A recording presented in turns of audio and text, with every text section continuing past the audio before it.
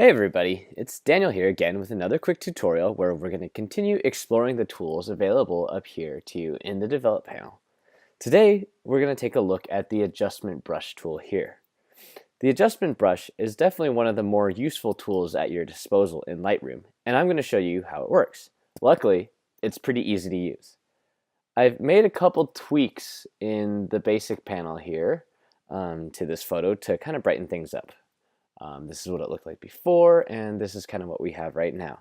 It's getting closer to what I want, but like in the photos in our last video, the sky is a bit too bright up here.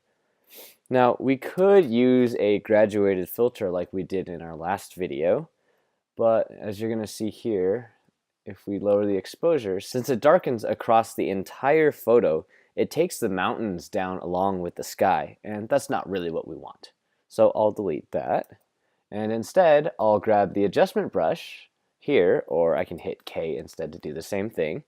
And you'll notice that when I click on it, it opens up a new panel of sliders. So the basic panel is down here at the bottom. That's where the edits that I already have are.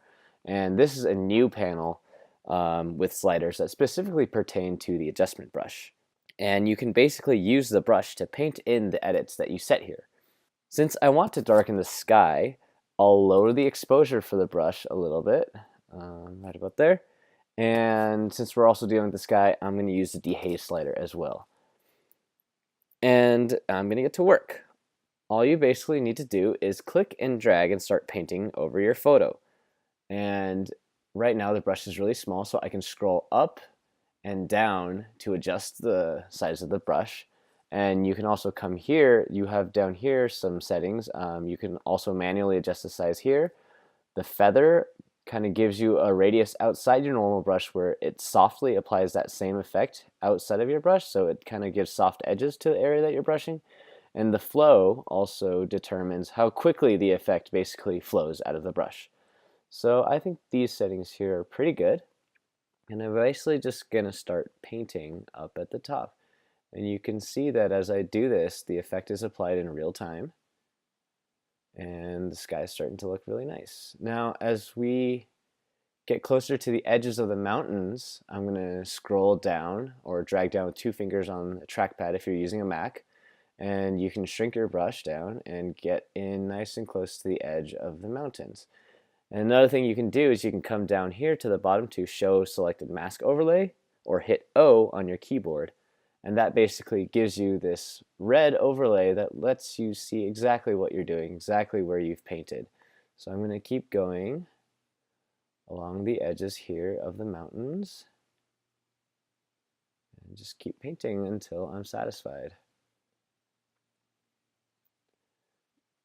Now, as I finish that up, you'll notice that I've kind of gone over the edges right about here and here pretty substantially. So if you hold Alt, your brush actually will turn into an eraser and you'll be able to get in there and kind of clean things up.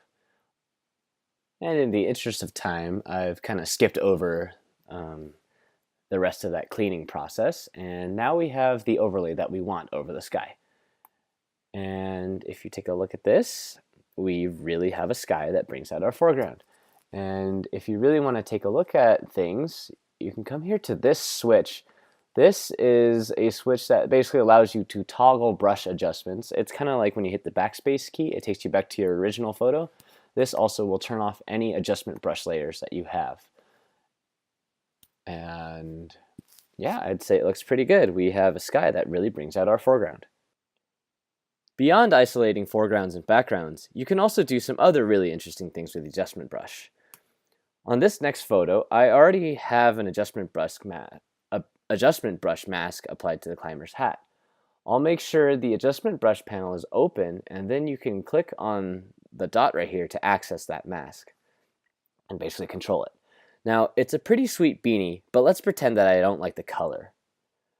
You can come over here to color, and basically what that does is by selecting a color here, you can actually add an overlay that mixes with the colors that are already there.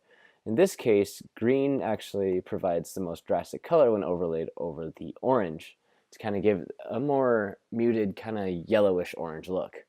Now, if we want to do something a little more dramatic than that, I'll show you a little trick. So I'll get rid of that color overlay and come over here to saturation. And basically what I'm going to do is completely remove the original color in the beanie.